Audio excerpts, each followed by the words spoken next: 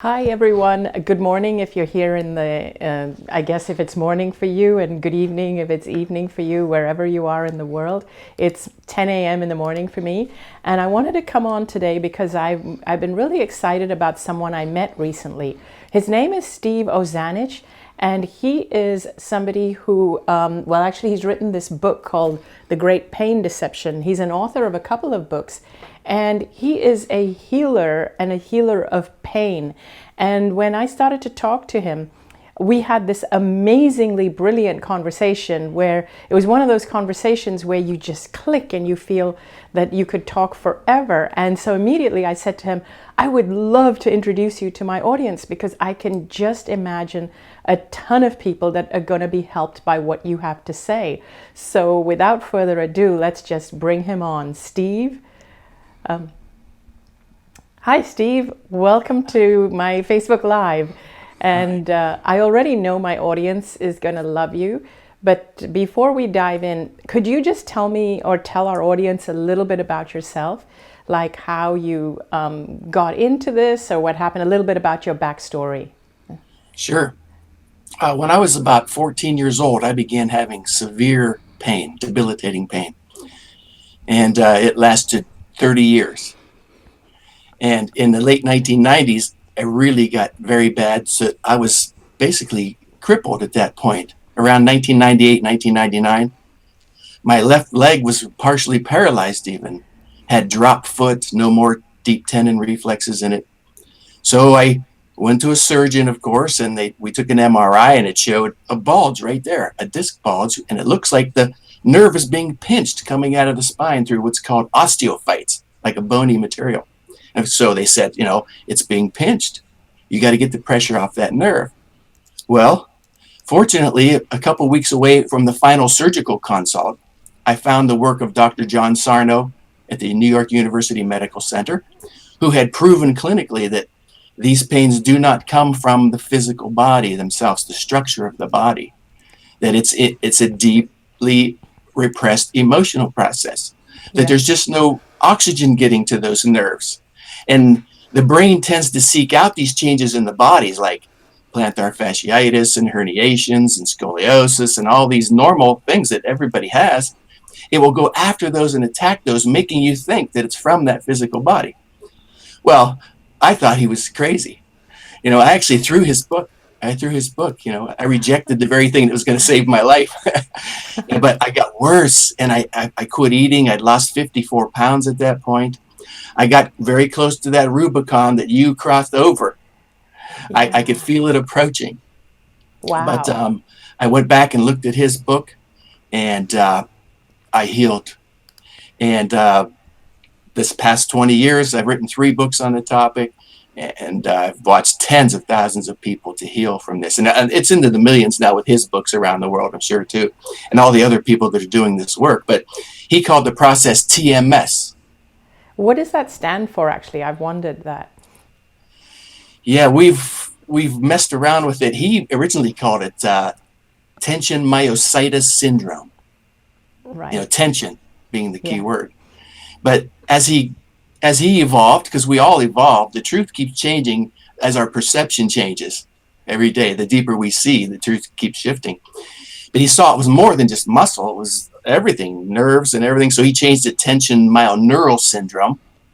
And then towards the end of his career and his life, we changed that to the Mindbody Syndrome, because he began to realize that it affects the immune system and the way people get cancers and, MS and neurological problems and things like that. But today, we can call it the Moorjani story, TMS, because that's why we're here. That's the reason that I was trying to find you, because you are a paragon of this process. It's so interesting because when we started talking, I was like, oh my God, he's talking my language. And so you actually work with people. And so you have helped thousands of people who would have been heading for surgery, and you've helped them and they haven't needed surgery. Is that correct? Yes, that's correct. And in almost every case, they don't need it, you know. And this is not an anti-doctor message. We need to say that up front. We need doctors sometimes, you know. Yes, we They've done do. some amazing things with transplants and things like that to stop bleeding. For example, an ulcer is a TMS event. You know, it's stress and tension. Yeah. But if you don't get the bleeding stopped, you can die. And so we do need doctors. It's just We that they're heading the wrong way. we do need doctors, but yeah, it's us, the people. We have stopped taking charge of our health, and we tend to go to doctors even for things that don't necessarily require their intervention. And a story I heard from Dr. Christian Northrup lately, which really fascinated me. She said that there was this woman she knew who told her that she accidentally got suntan lotion into her eye. And so her eye was watering for the whole day. This woman was bathing out her eye, and yet it was watering the whole day. It was like just really hard to get that last bit of suntan lotion out of her eye. And so she ended up with having a watery eye the whole day. And after a night's sleep, it cleared up the next day. However, a week later, literally, she was walking past someone who was wearing that suntan lotion, and she just smelled it. And the smell of it made her eye water. So this immediately tells you how your body actually produces physical functions, or a physical reaction to things of the mind. So that, Right. to me, that was actually pretty huge. And that's so common. In today's parlance, we call it conditioning. Yeah. But it's been around forever. And they smell a certain food and they get back pain or migraines, or, you know, they get a camera picture taken with a light and it gives them a migraine. And so every time they see a light, it triggers the same response. It's just Pavlov's dog. Yeah, it is. So, you know, a little while ago, you said that the brain, something about the brain then goes after these areas in your body, like things that are normal for people, like plantar fasciitis and all. I want you to expand on that a little bit more, because I found that interesting. Sure. Well, you know, I've always said defensive medicine has killed more people than it's saved Yes, at it some has. point, because now they're looking for problems. And Yeah. so our advanced technology, like MRIs, have been amazing. They've really been amazing things, but they're pointing out things that are absolutely normal in the body. You know, we all have herniated disc and arthritis through our bodies. We all have that, tears in our knees and our shoulders. But when the tension gets so high, the brain starts looking. I call it a TMS state. When you get into a TMS state, which you were in, a severe TMS state of this conflict, deep-seated conflict, pretending one way but feeling another, right? The brain is looking for some type of trigger. That's what it's looking for. I get a lot of new mothers who contact me who just had babies, and that the stress and tension of the responsibility of that new life is just too much at some point. And so they bend over to pick the baby up, and they'd say their back goes out. My back went out. Well, it doesn't go out. It's just looking for that moment, some type of thing to divert your awareness somewhere other than to what's going on. Oh, I like that. I like the way you phrased it. And that is so true, because that is exactly what was going on with me when I had the illness. And one of the things I've said, and again, I just want to reiterate that none of this is about anti-doctor, anti-medicine. The doctors that treated me were amazing and they were caring. But I do believe that the focus of medicine tends to go in the wrong direction, especially when it comes to chronic illness. They're great for emergencies, but when it comes to chronic illness, they tend to go in the wrong direction. And so one of the things that I felt that I went through was that my mind, like I was trying so hard to be someone else. And I believe that our bodies are really, really smart. And the body was just reacting to the mind. And so my mind was the one that was saying, I am not good enough, and so I need to be someone else. And so the body started to believe that I'm not good enough. And so sometimes I really do believe that our bodies create like an escape route for us. And so one of the issues is that when we go to a doctor, they're not going to look that deep. They're just going to look at the physical symptoms. Something I talk about all the time, that we are not 5 sensory, 3-dimensional beings, which we have been led to believe we are. When you go to a doctor, when you use the current diagnostic tools, they're not looking where the answer is. The direction in which medicine goes and research, medical research goes, does not get to the root cause of your issues. They absolutely do not. It's amazing because you use the same words that I use. You really do. I think it's because we were born at the same time on this planet. We came into our lives almost at the exact same time.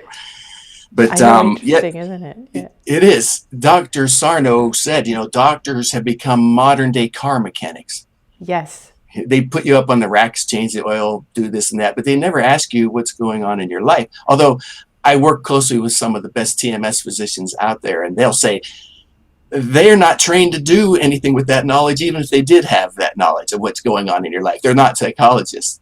And so there's a big chasm between psychology and modern medicine. And the TMS physicians are kind of filling that gap, the mind-body doctors. Yes, because I only go, when I am dealing with a physical issue, I only go to mind-body doctors, and I have 3 or 4 different people I see for different things, and those are the only kinds that work for me. And one of them is a medical doctor turned holistic, and so she is able to prescribe meds as a worst case scenario. Worst case, and yes. Yes, and I like that, because sometimes you do need meds. So I'm not dissing meds, but they should not be the first case scenario. They should be the last case scenario. What I think that we have got completely wrong as a paradigm is people go for the natural, what they call alternative, which is actually the original, the more natural way, the organic way of treating things. They go for that as a last resort. I think it should be the other way around. I think the drugs should be the last resort. But everybody goes for the medical first, and then they go for what they call the alternative as the last resort. I'm waiting for the day when we turn that around and it's the other way around, where the drugs are where we really don't need to seek out drugs until it's like, oh my gosh, you need the meds to help you to get back on your rails, but at the same time, you're going to be working with the holistic and the organic so that you can get to the root of the problem, so that you can get off the meds. That's really how it needs to be. Exactly. And Andrew Weil has said he hopes someday they get to drop that word integrative in integrative medicine and make it all one thing, because fear is the disease. Fear is the real disease. Oh God, tell me about it. Yogananda even said that modern medicine can only affect the outer composition of the cells. That's all it can get to. It can't get to what he called the lifetrons between the cells. What we would call consciousness or God, right? Divinity. Exactly. Yeah, so we need more doctors out there to realize that there is more, and so that they can start to practice more holistically. And this is why I have encountered a couple of amazing people like that, and I only go to see them when I need any kind of intervention. And I'm just going to put a shout out that if anyone has any questions for Steve, please post them in the comments. My husband Danny is behind the scenes, the intrepid Danny, and he's going to look out for questions to shout out at us. So please do, any questions, comments, anything at all, and he will signal to me from time to time if he comes across a good question that he can put forward. So I just wanted to ask you, Steve, what kind of tools, do you have any tools that you can recommend to people, or even some really inspirational case studies of people you've treated, anything like that? My audience would love to hear. Yes. Because the most important thing I feel is to give people hope.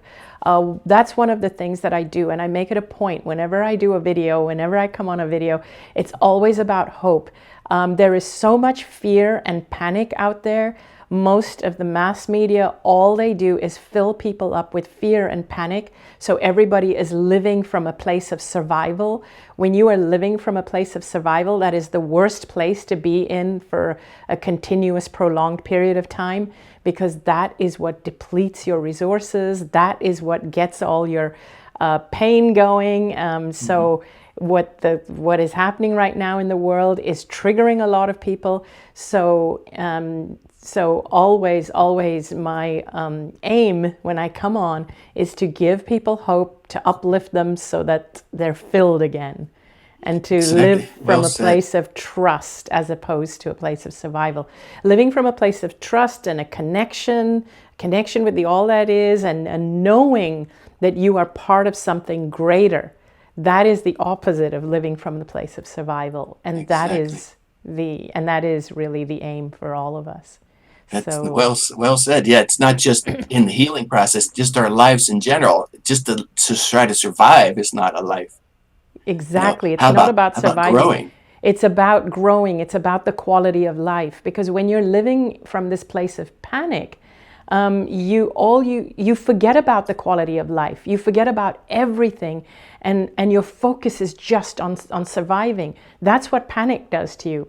It keeps your focus just on surviving. But really, we are beyond that. We should be beyond that. But our mass media keeps pushing us back down to this feeling of survival. But if we are just reminded all the time by enough people, you would see it, you would feel it, you would realize it, that you are connected. You don't have to be in that survival mode. You're not vulnerable. You're not a victim of disease. You're not a victim of everything that's going on out there. It's not random. You're not going to be struck down and die. Your soul has a part in all of this. So, yeah. Exactly. And that's probably why in Romans 12, St. Paul said, do not conform to the patterns of this world. Yeah, exactly. Oh, Danny says he has a question that somebody has posted. So let's go into that, and then I'd love to hear more of your tools and everything. It's actually more than one question. So far, there are tons of questions, but I've just picked the first early questions that have come in, and these two seem to be related. Martha Portilla asks, what does it mean when you have a reoccurring lower back pain every few months? And Sid Cat says, Steve, what's the best way to heal sciatic pain? Okay. Well, I would read that book behind me, of course. But when it's cyclic, that's very common, especially around the holidays. Whenever families stuck together, or whether the mind remembers things like conditioning, like we spoke about. That's one of the hallmarks of it. It just keeps coming back and returning. And so that's points right to TMS. I asked Dr. Sarno one time and a couple of the TMS doctors, have you ever seen sciatica that was not TMS? And they said no. And he did this work for 5 decades. He passed away in 2017, one day before his 94th birthday. And so he probably saw more pain patients than any doctor in the world ever. And in New York, a major city. And so I've seen people with spondylolisthesis, spondylolysis, scoliosis, stenosis. These people heal, even fragmented discs. It sounds really bizarre, but there's a rabbi online named Ben-Zion Scheinfeld. He had a fragmented disc, which of course they said you need immediate surgery. You're going to be paralyzed for life, which is that fear that they're planting, right? Yep. So he goes to Dr. Sarno's lecture, and 2 days later it was gone.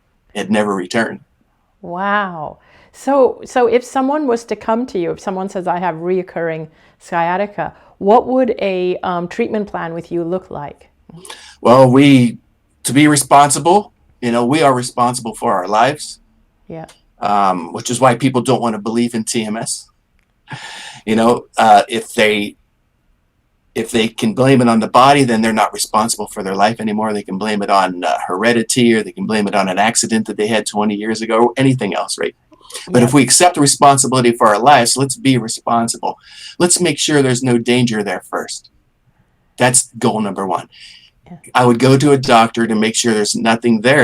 I've seen an aneurysm before, which I still believe is part of the mind-body process, because something happens to the veins and arteries when we're under stress and tension, and they get weak and the walls bulge out. Yeah. But that's why people usually have a stroke when they're angry.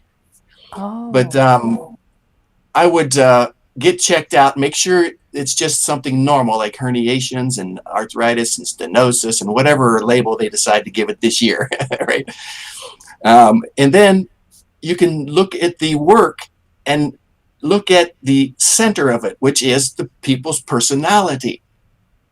That's one of the big things. He discovered about a dozen things that changed the medical industry forever.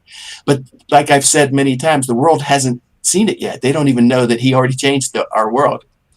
But one of the biggies is, it's not a physical body problem. It's not a psychological problem. You don't have a psychological problem. You have a personality issue here. Of this goodism he noticed in his patients.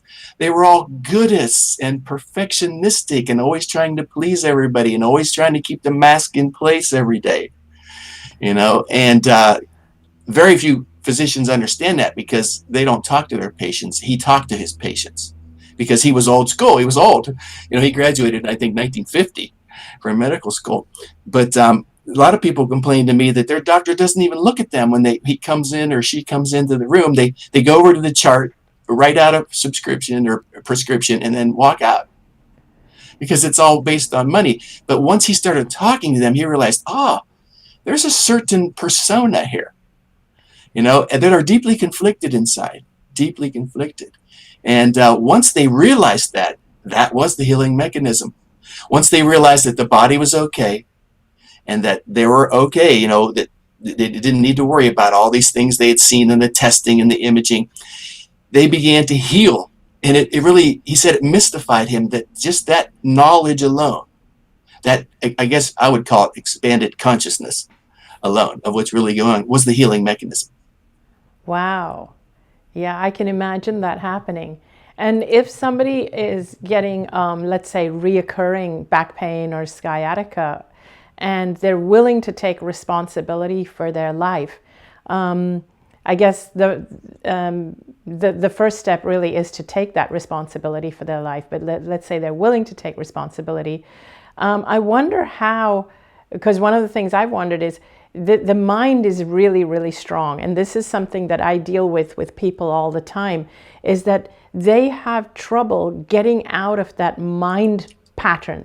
They know the truth, but their mind still keeps recreating the pattern. Do you know what I mean? Does that kind of make sense? Yeah, no, that's exactly right. Exactly right. That's I hate to call it the highest hurdle, but that's the only other way I can frame it. That's the biggest hurdle in healing, is the conditioning. Yeah, the conditioning. And it break that pattern. And so after 20 years, like I said, the truth changes every time your perception changes. It keeps shifting. The deeper you know something. And then after 20 years, this is my 20th year. It was probably this month too, in July. I think I was walking off the golf course in 2000, and I realized I don't have any symptoms. Not one. And my whole life I had them since I was 7. I had rheumatic fever, which is also part of the mind-body process. And so I started to think back in my mind, when's the last time I had symptoms? I couldn't remember. You know why? I stopped thinking about them. I stopped trying to heal them. I stopped reading about them. I stopped the journaling. I stopped all of that stuff. That are tools, things like journaling are tools in this process that are amazing, because the people aren't expressing themselves. They're stifling themselves at some point.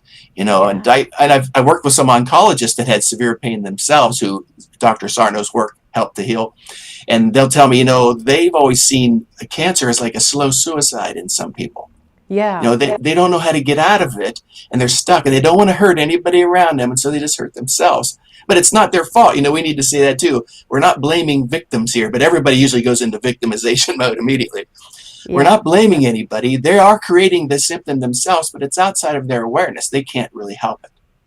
100%. That's exactly what I did. It's like I didn't want to displease everyone around me, so I was slowly killing myself off. And I definitely am the first person to say that was me. And so I often talk about it from that perspective, that I do believe it's something we do to ourselves.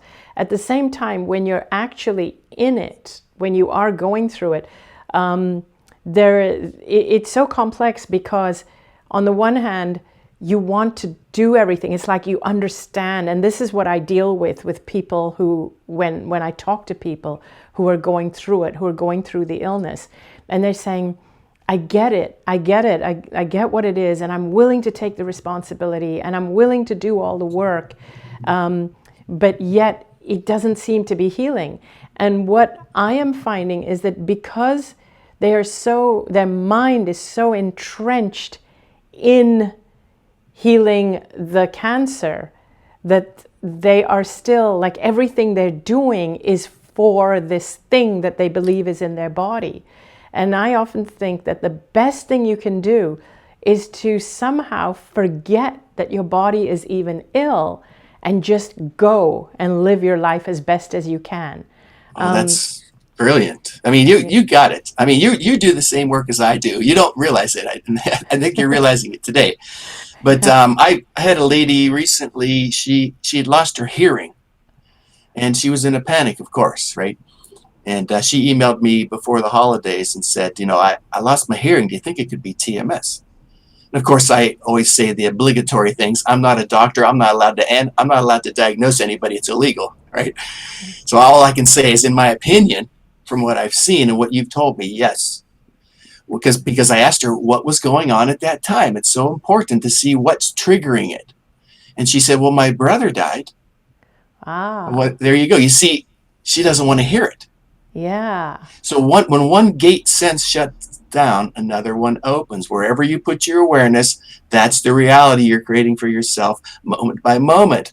And so if you put your awareness on the problem, which the industry does, they want you to have your awareness on you fearing everything, Yes. then you constantly produce these things outside of your awareness that you're not even aware you're doing, because we're taking in everything through our senses. We're watching people with migraines and back pain, and we use those same things whenever we need an escape. We don't even know it. And also, one of the things that I actually believe is that empaths, if they're not aware that they are empaths, and it's a beautiful thing to be an empath, but you need to be aware, if you are an empath, that you do have a tendency to feel symptoms in your body when other people are talking about those symptoms, and when you're watching things on TV. And so many people do have a tendency to feel that. And I always like to remind empaths to be aware that it doesn't mean your body actually has those illnesses. But if you continue to convince your mind that you have it, your body can eventually manifest it.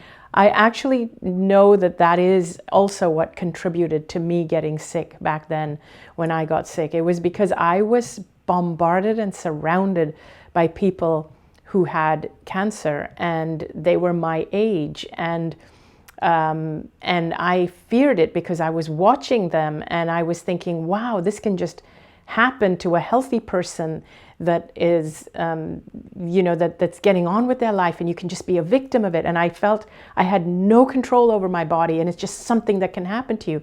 And that fear consumed me. It consumed me, and I would feel all the symptoms that they were feeling in my own body. That's exactly right. Yeah, and I'm going to say something that's probably pretty controversial at a time like what we are going through today with the coronavirus, but I'm going to say it anyway, because of my experience, because I know that it was my own constantly feeling these symptoms that they were feeling and believing that it's something that can just happen to me, to the point where I convinced my body that I did have it. I actually do believe that the pandemic we're going through today, I actually do believe that not as many people have it or necessarily need to die from it as are actually happening. I believe that a lot of people are actually manifesting the symptoms in their body because they are so scared, and they are hearing this every day. They're hearing the symptoms, and it's like over and over again, and they're internalizing it until their body starts to You have it. produce it. That's So I talk I about truly that in believe the that. So I don't listen to it. I don't follow it. I shut off the news when all that comes on because I don't want it. Because as an empath, I have a tendency to take that energy on, and I don't want to. Yes, exactly. I talk about that in the Great Pain Deception in my third book, which is called Back Pain Permanent Healing, about Gerald Jampolsky's work. He was an American psychiatrist, and he wrote a really great book based on A Course in Miracles called Love is Letting Go of Fear. Yeah. That title alone is amazing. But he said he was shocked by how many people in medical school how many students were actually getting the disease that they were studying. Yep. And so I contacted him. I found him. He's still around in Hawaii. He's a very old man now. But I said, before I published my book, I wanted to ask you, were they getting the disease or was it mimicking the disease? And he said, well, Steve, most of the time it was mimicking it, but sometimes they could actually fear themselves into the disease itself. Yes, they can. So back pain, Dr. Sarno was not only brilliant as a very compassionate and caring physician, but he was brave because he said things that doctors are afraid to say, even to their colleagues.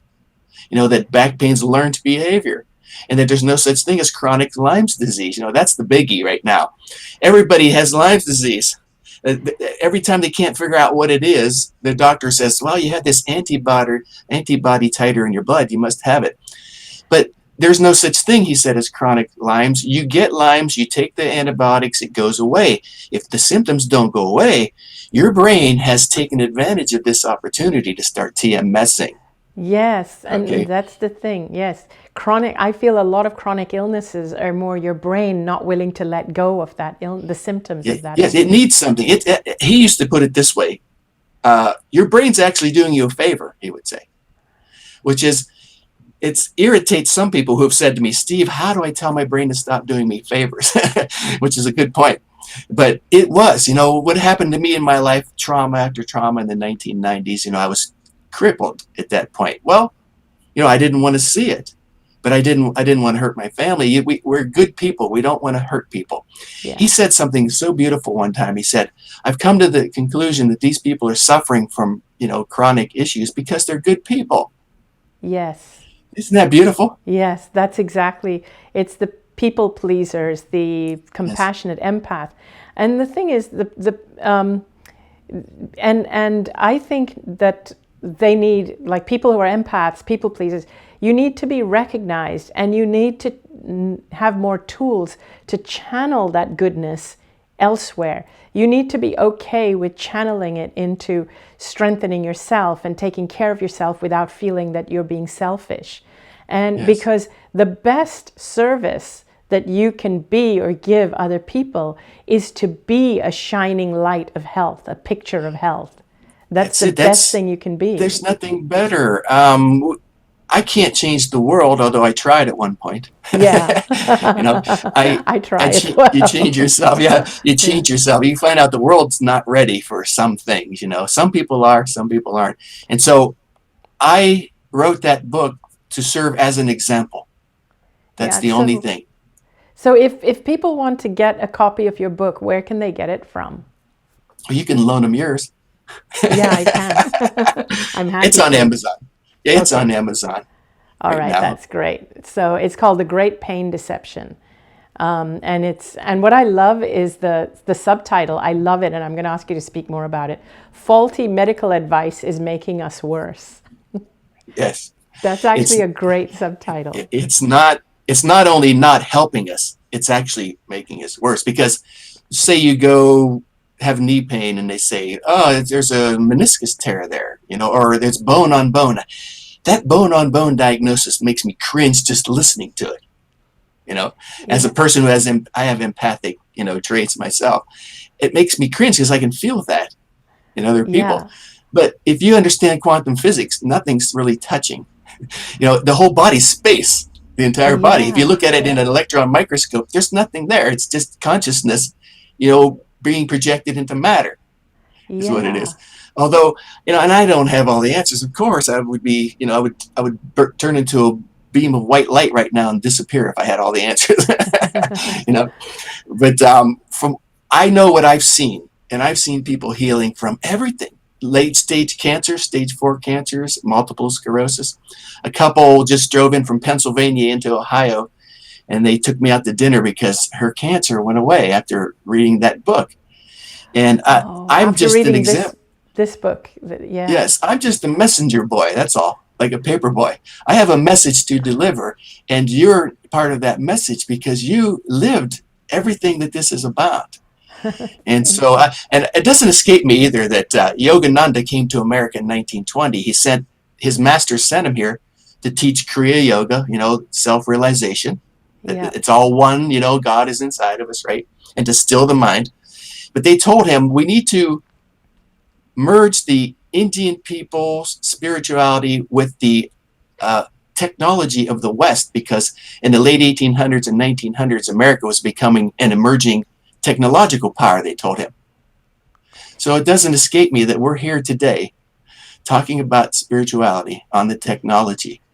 Yeah. Yeah, we're Even though you weren't technology. born there, I know, but still. yes. We're using technology to talk about spirituality, and we rely on our technology. But the thing is that what I find really fascinating is that the direction of technology, that the technology is going.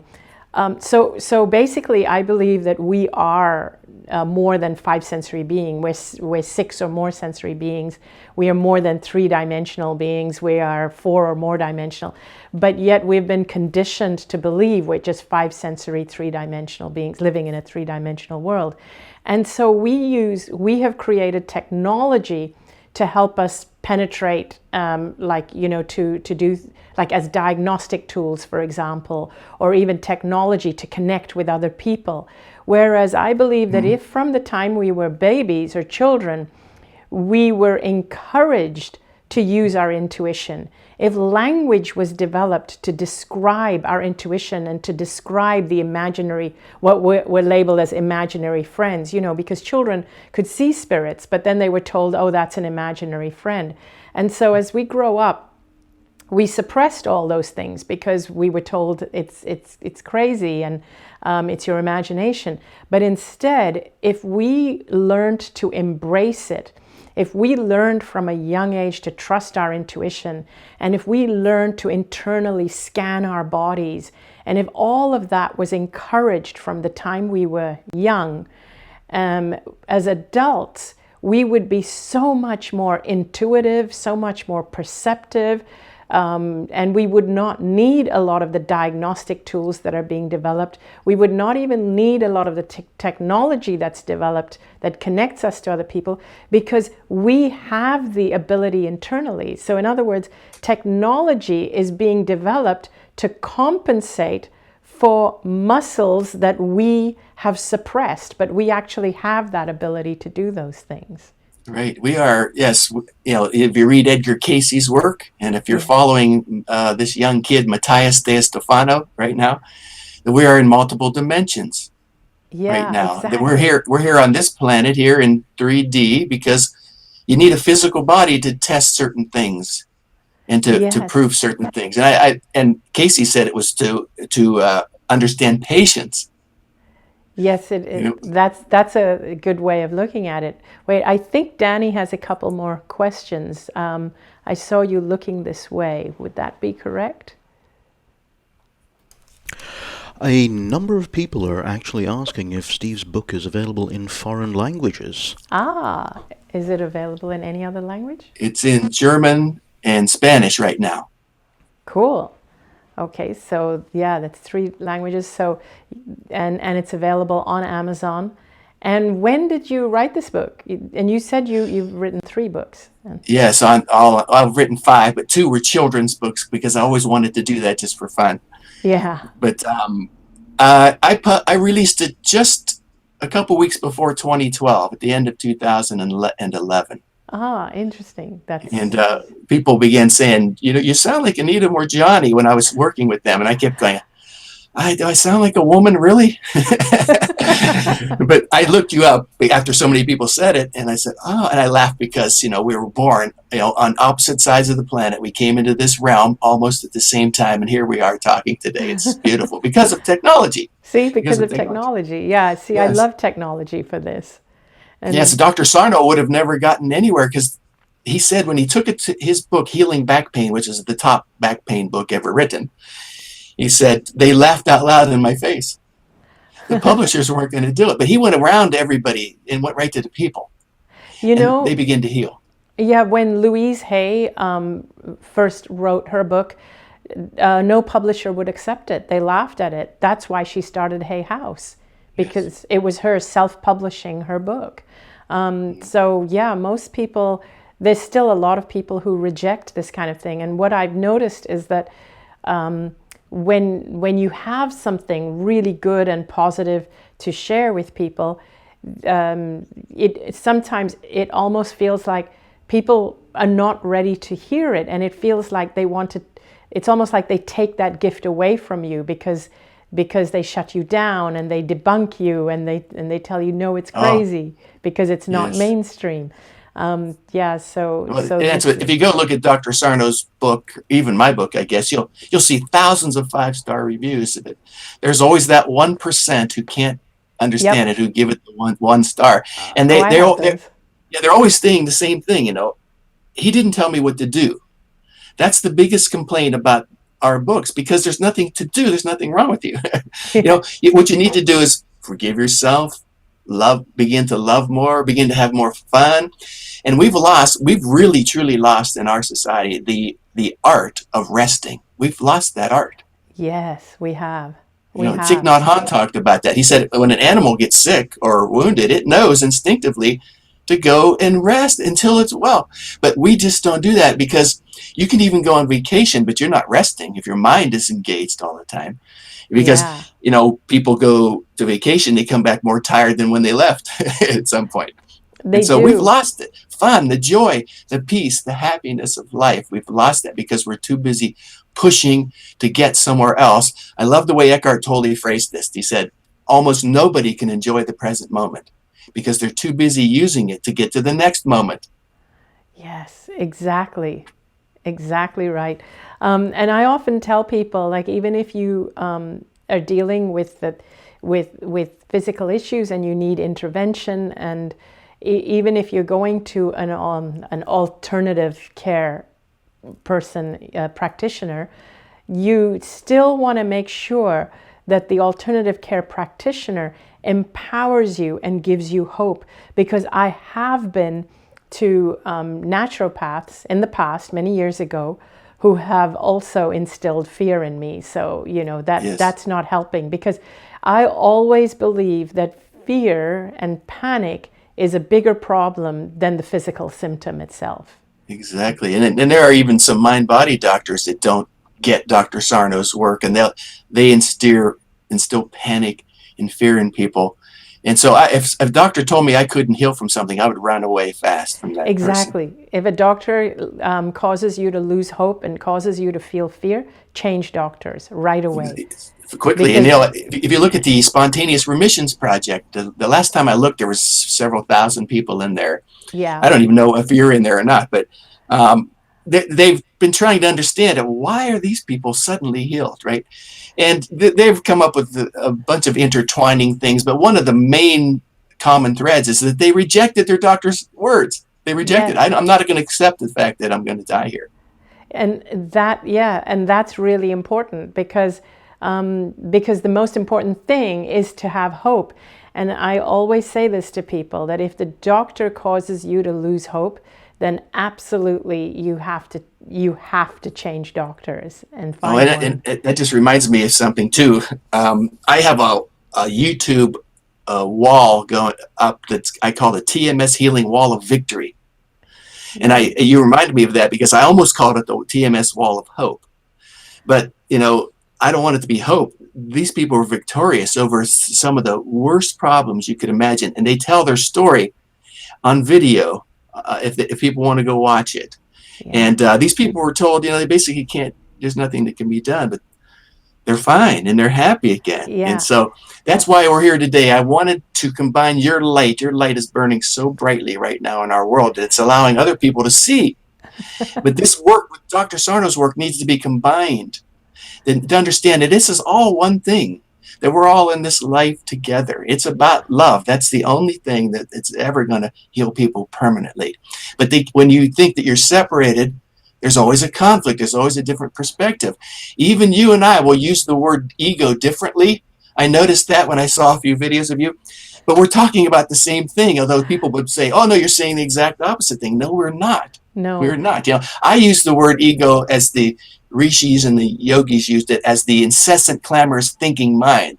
Yes. Okay. You use it as this, having a good, healthy self-esteem. Yes. And as long as we define it, it's fine. Oh, have we lost you? We've lost Steve. Are you back?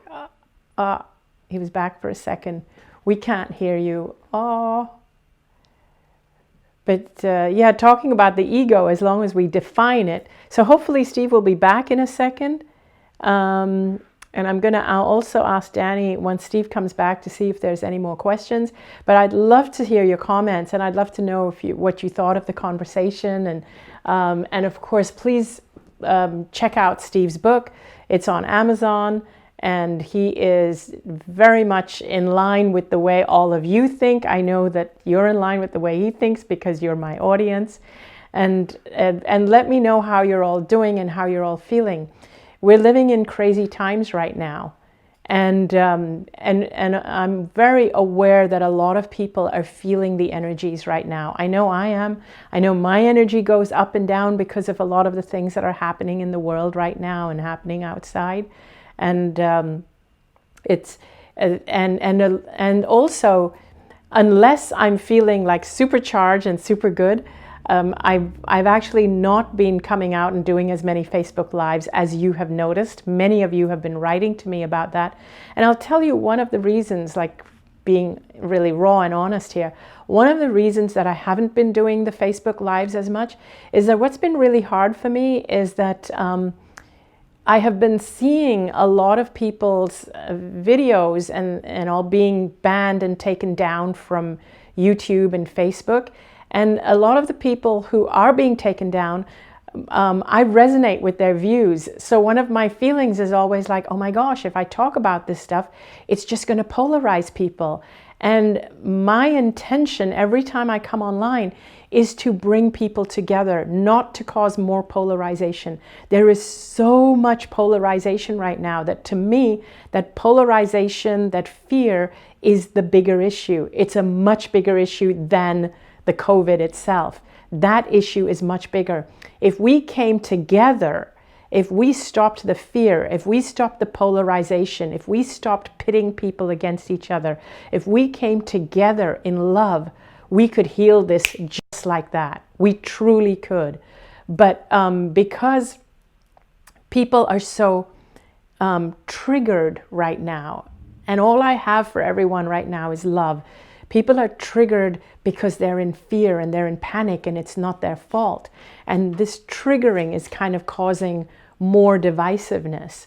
And so I have been so cautious as to what I say and what I speak because I don't want to add to the fear or the triggering.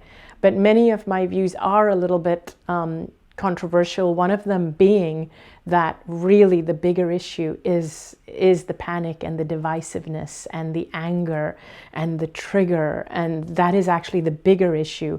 And people are feeling in survival mode and their immune systems are getting weaker, and then they are taking on the symptoms that they are hearing over and over again. But if everybody could just come together in love, we could really alleviate this very, very quickly. So I really just wanted to say that first. And I'm going to turn to Danny to see, have we got Steve back on? So I can have him just share a few final thoughts and we can see if there's any more questions. Great, he is back on. Hi, Steve. We lost you for a few minutes there. Yeah, something went black. Yeah, but that's all right. That's technology. It happens. Yeah, it could be the spirits on the other side just messing with us and reminding us that they're there. I think they are, which is, that's good though. The things like that are good. In the past, things like that would anger you, but now you see the beauty in it. It gives us time to talk again sometime, hopefully. It does. It does. And I wanted to just mention a couple of things and then give you time to just say a few final things. One is, I was speaking to somebody who works in the pharmaceutical industry. And so I was saying something like about Big Pharma because, I don't always trust the agenda of Big Pharma and all that. So this guy, though, he made a point that made me think. Because he works in Big Pharma, he actually said something like, you have to realize, though, that if a doctor is treating a patient, the doctor has no clue as to whether that patient is going to take responsibility for their life. Are they going to change their lifestyle? Are they going to go on that diet? Are they going to exercise? And the doctor cannot take that responsibility that patient is going to do that. So this is why the doctor then has to just give them a pharmaceutical drug, because if the patient does not change their lifestyle and the doctor says, oh, you don't need the meds, you can just go and do this. And if the patient doesn't do that, the patient's family, and if the patient then dies, the family can then go and sue the doctor because the doctor has no control over that person's life. And so that made me think that, okay, it's not about attacking the doctors or attacking the pharmaceuticals. It's about educating the people to take charge of their life. It's about educating the people that we have control over our lives. And it's our responsibility not to give that control to the pharmaceutical companies or the medical industry, because the doctors are discouraged, even the good doctors, the ones whose hearts are in it, they're discouraged from using their intuition because we have become such a litigious society. And when you are litigious, what it means is that you need to sue someone for something that happens to you. It means that you blame everybody else except you for your problems. You don't take responsibility. We do really need to start taking more responsibility and knowing that we are co-creating our own health and well-being. So, right. So I just wanted to say that and have your thoughts on that. Sure. If you go to that wall of victory I was talking about before it went black there, there's a chiropractor who did a video for me. It's a beautiful video. He stood for 23 minutes with no notes in Jamaica and talked about this work. Because when I first started working with him, he was pretty debilitated with pain. He couldn't sit down. He was walking around his desk. But he talked about that. He went to an orthopedic surgeon who told him, you're just going to be one of those bad back people. That's all the rest of your life. And he said, that right there is the voodoo curse. That's the voodoo curse, Yes, it is. But when he gave me that video, I watched it like everybody else. I watched them. One of the first things he said was, love is my compass now. And I knew that he got it. I knew he got it. That's why he healed so deeply. I think he closed his chiropractic practice down, and I think he's doing the TMS work now. But wow. There's so much to say. I would like to talk again, but I would answer any question if you have time. I'm very thankful that you took your time, because I know everybody's pulling on you in different directions. Got to keep you together in one piece. You're being quartered by the world. But, once you set yourself up as an example, we do get pulled on. Yeah, we do. And it's and the thing is, I want to help everybody, and so there's a part of me that's like, oh, I want to change the world. But the thing is, I always have to remember that I have to take care of myself first, and that's what I like to remind everyone else. If you have this tendency to be a people pleaser, and if you're an empath, you really do need to take care of yourself first. Right. We call them pathological people pleaser. But it's also important to understand that if we would only put our energy and focus on how to live instead of on how not to die, yes, that we would be.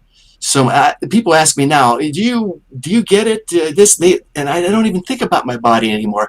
But they get me starting to think about my body, and they say, no, I don't even want to put my awareness on it. I know, because I'll draw it. It's interesting because people all constantly want to bring up the past, that I had cancer, and something that happens, like I don't even think about it anymore. I don't even think of the word cancer. I try not to even use it. Right. Usually, I'm happy not even to use the word. Like I can go weeks, months without using it. But unfortunately, every time people interview me, they want to talk about that, they want to bring it up. But one thing I noticed very recently is that I was seeing a healthcare practitioner in a conventional, healthcare institute. I was going for some like blood tests because I was dealing with an infection. So I had to go see my holistic doctor, but my holistic doctor sent me to get some tests. And so I had to fill in these forms, and then somebody had to speak to me. And in these forms, it asked if I had previously had any illness, and it specifically asked if you had cancer. And so I had to fill in this whole thing. Yes, what kind? And I had to mention, so I had to say all this. And then when the person came to see me, they kind of said, okay, so you had cancer all those years ago. When was it again? And I said, I was healed in 2006. And then they go, oh, so you've been in remission since 2006. No. And I said, no, I was healed in 2006. I was done with it. I don't even think about it now. And she was like, so it's never reoccurred? I said, no. And so she goes, something like, and so she kept, like, she looked at me with a really funny look when I said, no, I haven't been in remission. I've been healed since then. And she looked at me with a funny kind of look. And so it's almost like in the medical paradigm, they don't let you go beyond it. And she made another statement later, something about given your history, do you blah, blah, blah. And I said, no, I don't even think about it. I'm a normal person. I live like a healthy person. But it's like you have to always carry that badge and live like a person who has cancer, for whom it may reoccur. That is actually the bigger problem, because you are not allowing that to leave your consciousness. You're not allowing your consciousness or your spirit to move beyond and live the life of somebody who is thriving, someone who is beyond illness. And it's our paradigm that holds you back, because it holds your consciousness back and your mind back.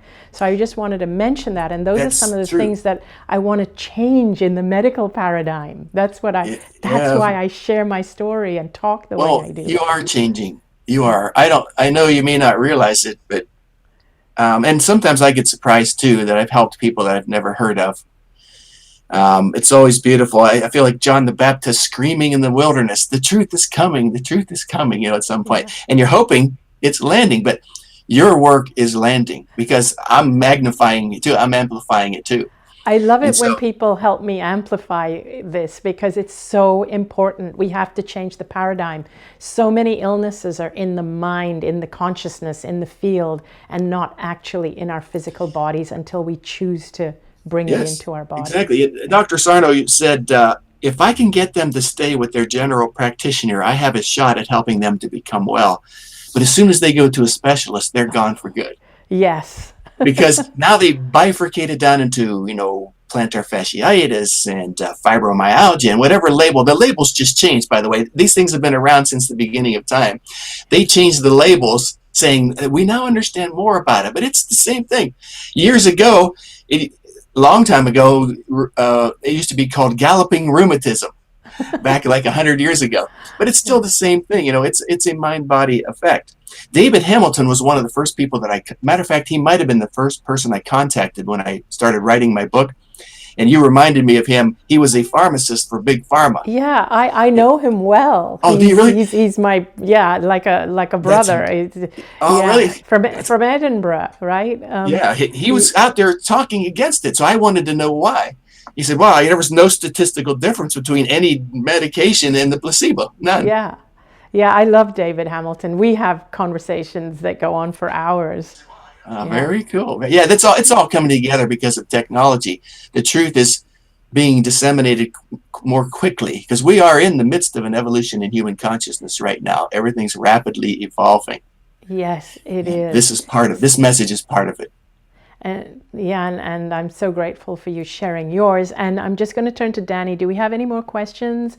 No, I think we're good. And in fact, what I would like to invite you to do, Steve, is that if you have time, you can read the comments under this video and feel free to respond to any of them and any of the questions. They will be there, like this video, people will be going back and watching it later, people who weren't able to tune in live. So please feel free to go in there and answer questions. And I will. And I just want to thank you again, not only for today, but what you're saying is so important. But, you know, you experienced it. That's really the only truth we know is our own experience. well, And you were there, and you know, we have an obligation to tell people. we do. Thank you. And what I like doing is gathering people who are out there doing similar work, who have similar messages, so that we can really help each other to really share this knowledge. Because unfortunately, this mainstream still has a long way to go. Even my own GP has said mainstream medicine is about 50 years behind. Yeah, at least. And Yeah, Dr. at Sarno, least. he didn't have much hope that he would be able to change them. You know, because if it's driven by money, there's nothing you can do. No, and people's livelihoods depend on it. And also, doctors can lose their license if they don't prescribe the certain types of meds for certain conditions. They're not. They are not able to use their intuition. Doctors have told me that. They have told me that that they can lose their license, they can get sued, and so basically they shut off their intuition. The when TMS dealing with physicians have told me the same thing themselves. They have to be very careful, Yeah, or they get pulled in front of a medical board if yeah, they say what they want to say, which is what you and I are saying. And so I'm the person they unleashed. I can say it because I don't have anybody to report to except myself. yeah. And so, yeah, and so we are more free than they are in many ways to say. A lot of them believe what you're saying. I know Oh they yeah, can't say it. behind closed doors, they say, "Oh my gosh, everything you say is so true. I believe it." But I would lose my medical license, and I have a family to feed. I swear I have had doctors say that to me. They have said Yeah. that. They've said, "There's so much I want to say, but I can't. I have a Do you family remember to I feed." quoted when I first talked to you, I mentioned Upton St. Clair, that the guy that ran for governor of California, I think in 1934, around there. He said, it's very difficult to get a man to understand something when his salary depends upon his not understanding it. I love that quote, and it's so true, and it still stands today. And it's the same, like, I believe that cancer research, for example, is not looking in the right places. Now they're looking at the body to do something with the body. You know, every time they do this, let's raise our awareness. They're increasing the odds. You know, Yep. stop fighting it. Everything you fight, you know, gives power back again. You're not going to get anywhere. The only way you're going to heal this is through a deepening awareness, which I call love. And also, I believe it would help if they removed the fear from the word cancer and stopped treating it like a death sentence. And if they stopped, and if the treatment protocol wasn't scarier than the disease itself. I think that the fear makes people even sicker. So that's it's true.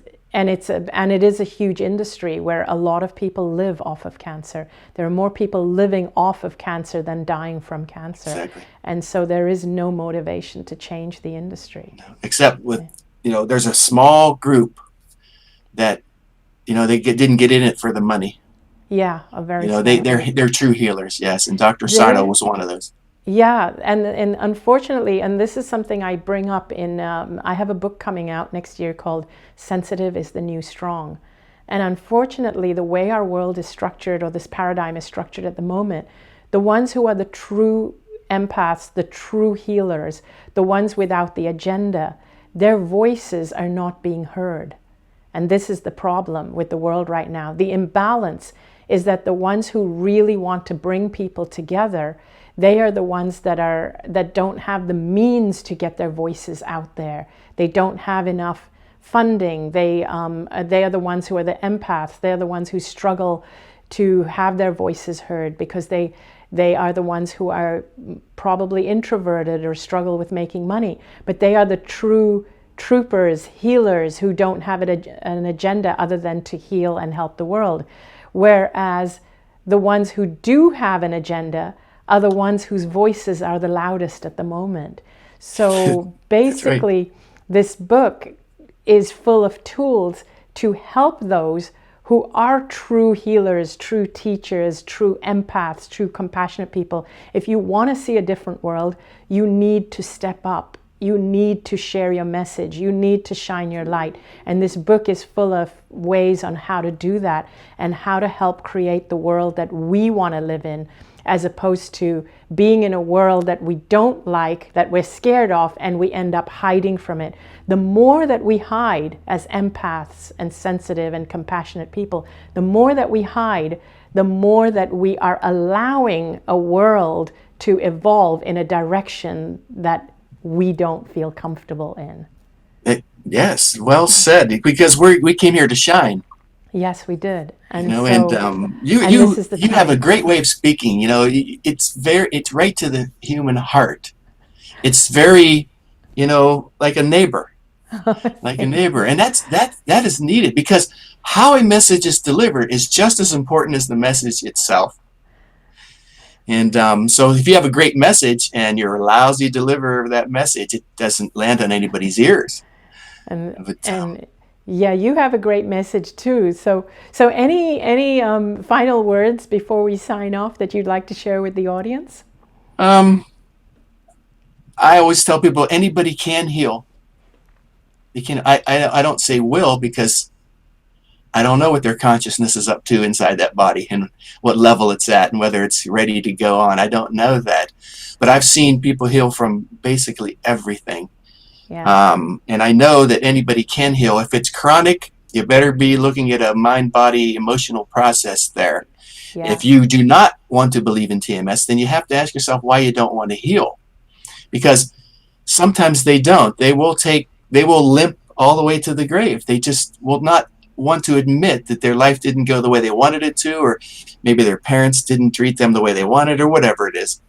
And they're not ready to let go. But when you're ready to give it up and to start having more fun and to see the absurdity in life, because it's hilarious if you really look at the absurdity of it, yes. Then your body starts to heal, because in my opinion, presence is the ultimate path to healing. Yeah, it is. You have to become present. Being, it's about beingness. And then that may sound esoteric, but all the prophets use that word being all the time. And now I'm starting to understand why. Ramana Maharshi's book was Be As You Are. Ram Dass's Be Here and Now. The Buddha called it being. Jesus said, I am. They're all forms of the word being. And then, of course, God is what? Supreme being, right? Supreme being. And so that's what it is. We're here to learn and to grow. Not to suffer all the time, but we will come across struggles, because there is no growth without struggle. Exactly. And also, don't forget to have fun, laugh, live like you're fully well, believe that you are well. And if you're seeking out practitioners, seek out practitioners who see you as well, as being well. So you don't want practitioners who see you as sick people. Yeah, so there's a great one in New Jersey. Paul Gwatz is his name. He's probably the top TMS physician out there, and he gets it. He was reading a book last time I talked to him called Cancer's Not a Disease, I think it was called, or something like that. Oh, wow, that's really great. So we're going to punch up your website so people know where to find you. So for those of you who want to know more about Steve Ozanich, this is his website, steveozanich.com. Please look him up, read his book. So all around great guy. If you need, I think the book itself will probably be really helpful. Do you still help people one-on-one? Do you do online so people can book an appointment with you? Yeah, I'm doing consulting still right now. Pay the bills, like empathic people. I don't like charging people, but I have to live. So you have to live. Charge people, and I'm working on a new book myself, and a very good lecture. I was going to start traveling some and lecturing this year, but the virus kind of changed that. And so we'll meet, I'm sure, face to face sometime. I'm sure we'll, without our masks on, right? Yes. Literally and figuratively. Yes, we will definitely meet. I'm sure of it. And so it's great that you're actually taking consultations. So because I'm sure there are people out there who would like to consult with you. And I love recommending people. I love meeting people who take consultations, one-on-one consultations, because unfortunately, it's one of those things I don't do, because I tend to do videos where I'm speaking to a lot of people at the same time. And so I love recommending other people who do the one-on-one consultation. The time will come where I won't be able to either. But right now, I want to, because it gives me a great joy to watch somebody's life change. I've seen people with fibromyalgia heal right in front of me on this Skype camera. Yeah, I can totally believe that. Yeah, when you realize that it's not a body problem, that it's something going on in there, and your brain's doing that, withdrawing blood or oxygen, and it's looping and this neural pathway thing, they tend to heal. They'll walk into a lecture and they'll walk out without any pain, and they cry. Beautiful. I can completely believe that. Totally believe that. Larry David was one, the guy who helped create Seinfeld. He's in the Dr. Sarno film, which is called All the Rage. Oh, he wow. said he was crippled. Yeah, he was crippled with pain, and he said, I walked out of Dr. Sarno's office with no pain, and I stood in the waiting room crying. He said it was the closest thing that he ever had to a religious experience, he said. I'm so glad that you've taken over Dr. Sarno's work. It's so important, because he was a great loss to the world, and so it's fabulous that people have somebody else they can go to. Yeah, well, thank you. That's what Andrew Weil wrote to me. He said, thank you for carrying the work on. He said, I sent a lot of people to him, and they've all been happy. There's a picture of him. I don't know if you can see it in there, but he was 17 years old. I love the man. I never got to meet him in person. But I love him, and I thank you. I know he's here with me now. I know it. And yeah, he is. He totally is. And he's totally happy and blessed that you've taken over his work. So thank you so much for coming on this show, Steve. And we will definitely be in touch. And for all of the viewers, we'd still love to continue to see your comments. And of course, Steve would love it if you reached out to him, or if you read his book. And so here you are. So thank you, everybody, for staying in tune. And we're still going to be reading your comments after this is over. Thank you all so much. And I will see you all soon. Bye.